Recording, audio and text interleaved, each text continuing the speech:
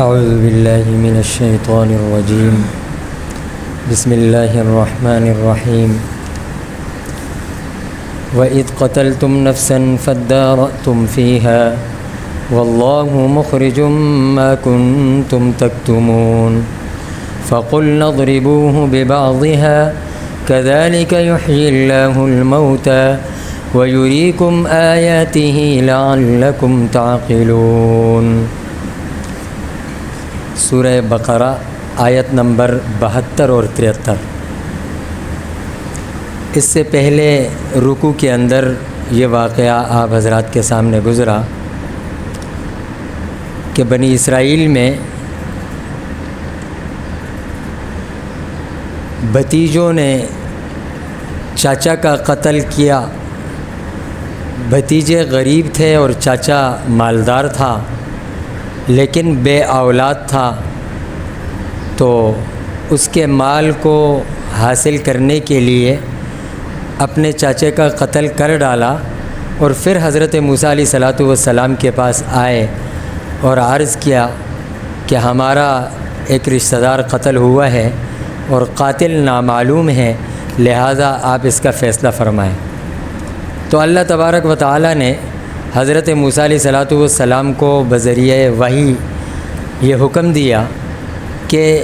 یہ جو آپ کے ہاں انصاف مانگنے آئے ہیں انہیں کہا جائے کہ ایک گائے ذبح کی جائے۔ جب ان سے یہ مطالبہ کیا گیا تو انہوں نے حضرت موسیٰ علیہ السلام سے فرمایا، کہنے لگے کہ آپ ہمارا مذاق اڑا رہے ہیں، ایک تو ہم دکھی ہیں، ہمارا قتل ہوا ہے، اور پھر آپ کہہ رہے ہیں کہ گائے ذبح کریں، اور اس گائے کے جسم کے کسی ٹکڑے کو مقتول کے ساتھ آپ مقتول کے جسم کے ساتھ لگائیں گے تو وہ مقتول زندہ ہو جائے گا اور وہ اپنے قاتل کا پتہ بتا دے گا۔ تو بہرحال اللہ تبارک و تعالی نے یہ ایک صورت پیدا فرمائی اور چنانچہ ایسا ہی ہوا۔ انہوں نے بڑی مشکل سے وہ گائیں ذبح کی اور اس کے بعد اس گائے کا کون سا حصہ ہے، بعض روایات میں دم کا آتا ہے، بعض روایات میں جگر کا ہے، بعض میں جسم کے کسی اور حصے کا ہے، کہ جب اس گائے کو ذبح کرنے کے بعد اس کے کاٹ پیٹ کے بعد اس کا ایک خاص حصہ جو وحی کے ذریعے متعین تھا وہ اس مقتول کے جسم کے ساتھ لگایا گیا، تو وہ ایسا تھا جیسے کہ بجلی کا بٹن آپ آن کرتے ہیں اور لائٹ آن ہو جاتی ہے، اتنا جلدی وہ زندہ ہوا اور اس نے فوراً قاتل کا نام بتا دیا کہ مجھے فلاں نے قتل کیا۔ اور اب وہ قاتل کون تھے؟ وہ اس کے اپنے ہی لوگ تھے۔ آج کی ان دو آیتوں میں اللہ تبارک و تعالی وہ جو قتل کرنے والے تھے ان کی اس حرکت کو اور ان کے اس غلط فعل کو بیان فرما رہے ہیں۔ وَإِذْ قَتَلْتُمْ نَفْسًا فَادَّارَأْتُمْ فِيهَا،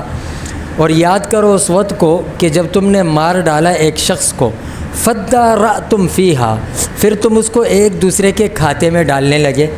ایک دوسرے پر تھوپنے لگے۔ وَاللَّهُ مُخْرِجٌ مَا كُنْتُمْ تَكْتُمُونَ، لیکن اللہ تبارک و تعالیٰ کو ظاہر کرنا تھا جو کچھ تم چھپا رہے تھے۔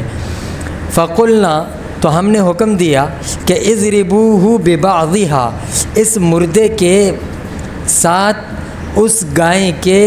بعض حصے کو ملایا جائے تو اس سے وہ مردہ زندہ ہوا۔ کذالک یحیی اللہ الموتیٰ، اسی طریقے سے اللہ حشر کے میدان میں جب دوبارہ